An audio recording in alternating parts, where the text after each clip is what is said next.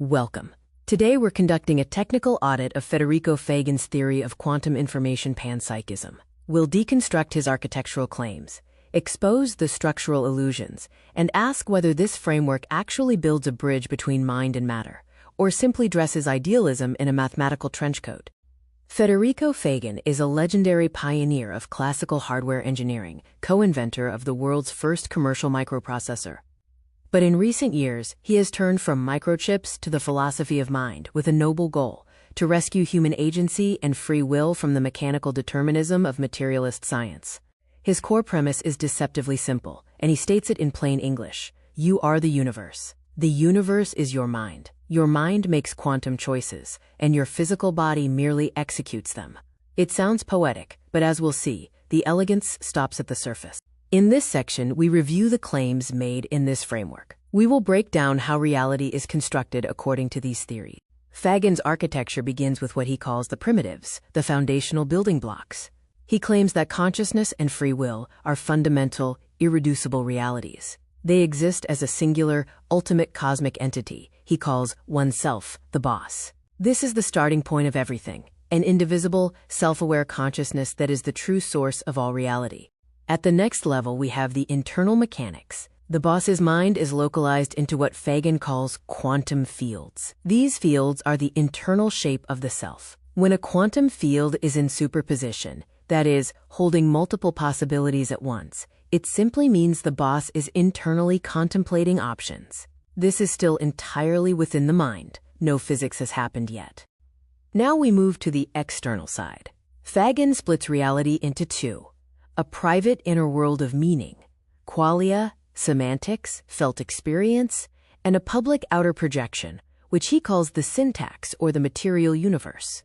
The biological brain and body then act as a specialized translator, a machine that takes the boss's quantum choices, amplifies them into physical actions, and translates sensory data back into inner experience. This is the assembly line. Inner choice, outward projection, bodily execution. The key mechanism is the act of choice. According to Faggin, when you decide to, say, walk east, the self collapses a wave function within its internal quantum field. That collapse is the choice itself. Then, that choice triggers the biological computer, the brain, which moves the physical body. The entire physical world, including your body, is just the screen on which the self projects its decisions. Next, we address the weaknesses and potential problems identified within this theoretical architecture. Here is the first major problem. If consciousness and free will are fundamental primitives owned entirely by the self, then the other three layers perform no actual functional work. The quantum field, the wave collapse, the physical universe, they are not new parts. They are just nicknames for the self's own internal states. Faggin is borrowing the vocabulary of quantum physics: fields, superposition, collapse, but he strips those terms of their actual physical meaning. It's like renting a fire truck just to drive to the grocery store. You get the siren, but you're not putting out any fires. Let's break down the shell game. Faggin uses the term quantum field and implies it is a region of physical space. But in his theory, it is merely the internal shape of the self. A nickname, not a new entity. Wave collapse is said to be a measurable physical event, but in reality, it is just the self making a choice, a cognitive thought, not a quantum phenomenon. And the physical universe is presented as objective material reality, but it is actually a symbolic projection, a movie screen, not a real place. So QIP does not build a bridge between mind and matter. It simply paints the word mind over all matter and calls it a day. Finally, we analyze the underlying logic of the proposed system to understand why these contradictions arise. When we look at Faggin's full architecture, it appears as a complex engineering diagram with arrows flowing from self to quantum field to wave collapse to universe to biocomputer. It looks like data moving through a circuit. But now strip away the hollow middlemen, erase the quantum jargon, and what are we left with? Just the self, a felt meaning, and back to the self. No external data moves anywhere. The arrows just spin in place. Upon rigorous inspection, we find that the entire theoretical architecture collapses into a single circular tautology. Meaning is felt by the self. That is not an engine. It is a mirror. By forcing the loop shut, Faggin reveals a devastating paradox. Without an external universe to act upon and be acted upon by, the self has nothing to push against. And without boundaries, the self itself cannot exist. Think about how you know you are you. You know it because you bump into a table, hear a friend's voice, feel the rain. You are defined by what you are not. Identity requires boundaries. But in Faggin's model, if the universe is solely an internal projection, there is no not you. There is no table, no friend, no rain. Just you staring at yourself. If there is nothing outside to push against, the concept of a self has no boundaries. And without boundaries, the self vanishes into absolute nothingness. Faggin tries to escape this by claiming that different selves can interact and recognize their shared identity. But this is a logical impossibility. If I am the universe and you are also the universe, then I and you are merely costumes worn by the exact same actor. There is no genuine interaction, only a lonely actor talking to different mirrors. The problem remains. Without an external reality, there is no one else, and there is no self. This video concludes by examining how the theory functions as idealism cloaked in mathematical language. It suggests this framework acts as an intellectual rescue mission, rather than a verifiable physical theory. So what is QIP really? It is a convoluted intellectual rescue mission, pure idealism dressed up in a mathematical trench coat. Faggin over-engineers his vocabulary to create the illusion of a functional, multi-layered bridge between quantum physics and mysticism.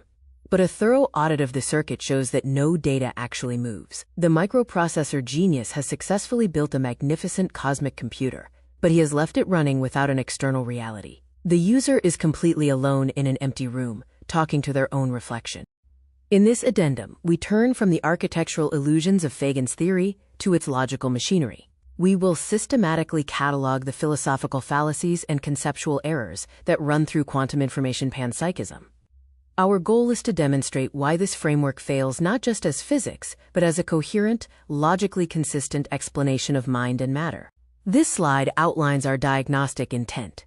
We are going to audit Faggin's theory for specific philosophical fallacies, each highlighted here in sterile crimson text, so that readers can evaluate the logical consistency of his claims. The diagnostic overview reveals two core problems. First, Faggin redefines quantum physics to suit his metaphysical preferences, severing his theory from empirical coherence. Second, he traps the self in a solipsistic loop, where identity collapses because there is no external reality to push against. These are not minor glitches, they are foundational failures. We begin with a set of philological fallacies, errors in language and definition. These are the most immediate problems, because they affect how Faggin uses words to create an illusion of scientific authority. Let's examine each one in turn. First, we have the semantic hijack, or equivocation on the word quantum. In physics, a quantum field is a physical entity with energy and momentum. Superposition is a mathematical linear combination of states, and wave collapse is a measurement interaction. Faggin redefines these as, respectively, internal contemplation, thinking about options, and making a choice. This is not a reinterpretation. It is a complete stripping of operational meaning. Second, we have a category mistake. He ascribes properties of conscious agents, awareness, intentionality, free will, to mathematical physical structures that govern particles and forces. To borrow the analogy, it is like using the word engine to describe a wish. It sounds mechanical, but it does no work. This is anthropomorphic proj. Next is circular reasoning. Faggin argues that consciousness is fundamental because quantum information carries meaning, and quantum information carries meaning because consciousness is fundamental. The self generates the universe, and the existence of the universe proves the self. This is not a proof. It is a tautology with a quantum accent. As we saw in the first part of our audit, the four-stage machine collapses into a single closed loop. Self leads to felt meaning, which leads right back to self. No new information enters the system. The argument simply asserts its own conclusion. The third fallacy is reification, treating an abstraction as if it were a concrete physical substance. In physics, quantum information is a mathematical measure of entropy or correlation. It is a description, a relationship. But Faggin treats it as a literal carrier of subjective experience, as if meaning were a substance that could be instantiated in data. This creates pseudo-mechanisms that cannot be operationalized or tested. You cannot put meaning under a microscope or measure qualia with a detector. By treating information as a thing rather than a relationship, Faggin smuggles in a ghost and calls it a datum. Fourth is the problem of unfalsifiability. Faggin claims that the self is a singular cosmic entity, and that the universe is its projection. But there is no conceivable experiment that could confirm or disprove this. If a physical experiment succeeds, he can say it is the self reading its own projection. If it fails, it is the self contemplating alternatives. This interpretive flexibility places his framework firmly in the realm of faith, not physics. Moreover, this cosmic solipsism eliminates the external boundaries required for identity. If everything is the self, then there is no other to define the self against. And without boundaries, the self dissolves into nothingness. Fifth, Faggin commits the fallacy of appeal to personal experience. He grounds the primacy of consciousness in his own introspective insights, his felt sense of being a unified agent. But personal experience is the starting point of inquiry, not its conclusion. One person's inner certainty that consciousness is fundamental carries no more empirical weight than another person's certainty that they have seen a ghost. Without external intersubjective validation, the claim remains autobiographical, not explanatory. It tells us about Faggin's feelings, not about the nature of reality. Having cataloged the fallacies, we now turn to a set of important conceptual clarifications. These are not just nitpicks.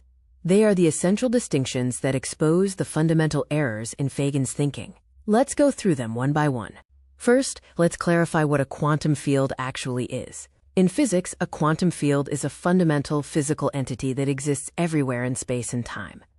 It is governed by strict mathematical equations, like the Dirac or Klein-Gordon equations, and it possesses measurable properties like energy, momentum, and spin. It has no internal mental states, no preferences, and no free will. Faggin, however, projects consciousness onto these fields, treating a mathematical formalism as if it were a psychological subject. This is like saying a musical note is sad. The note may evoke sadness in a listener, but the note itself has no emotions. Faggin mistakes the experience of consciousness for the description of physics, and in doing so, he dissolves any actual bridge between mind and matter. Second, let's discuss the notion of an ontological primitive, a foundational building block of reality that is not reducible to anything else. In science, positing a primitive is a last resort, not a first move. We only do so when we have exhausted all reducible explanations. Faggin, however, asserts consciousness as a primitive without exploring whether it might emerge from simpler, non-conscious processes like neural dynamics, information integration, or embodiment. It is like ancient theories that declared water is the fundamental element because they couldn't explain chemistry. Faggin declares consciousness fundamental because he cannot, or will not, explain how the brain generates it. Assertion is not explanation. Third, and most devastating, is the relational nature of identity. You know you are you because you are not the table, not the rain, not another person. Boundaries are defined by contrast. If the universe is merely a seamless projection of one universal mind, there is no contrast, only a boundaryless oneness. Imagine a color that is the only color in existence. Can you call it red? Without other colors for comparison, red loses all meaning. Similarly, without an external not-self to define it, the self has no meaning. In trying to elevate the self to cosmic status, Faggin accidentally annihilates it. A self without an other is not infinite. It is empty. Fourth, we have the classic map territory confusion. The distinction between our mathematical representations, the map, and the physical reality they describe, the territory, is crucial. Faggin takes the map of quantum mechanics, its equations, fields, and information theory, and stretches it over the territory of consciousness, a domain it was never designed to cover. This is like using a subway map to navigate a hiking trail. The subway map is perfectly accurate for underground trains, but if you use it to find your way through a forest, you will get hopelessly lost. Faggin is using the subway map of physics to navigate the forest of consciousness, and the result is a distorted, meaningless projection. So what is the final verdict? The paradox of QIP exists only in the map. It represents a grand category error. Let's summarize the 3 levels of failure. Methodologically, semantic drift and reification sever the theory from empirical physics. Abstractions are smuggled in as physical data. Logically, circular reasoning and unfalsifiability place the framework in the realm of faith. It functions as a tautology, incapable of being tested. And philosophically, cosmic solipsism accidentally annihilates the very self it attempts to elevate. Without an external reference, identity dissolves into nothingness. In the end, Faggin has not built a bridge. He has drawn a beautiful map of a place that does not exist, and left the traveler stranded in a mirror maze of his own making.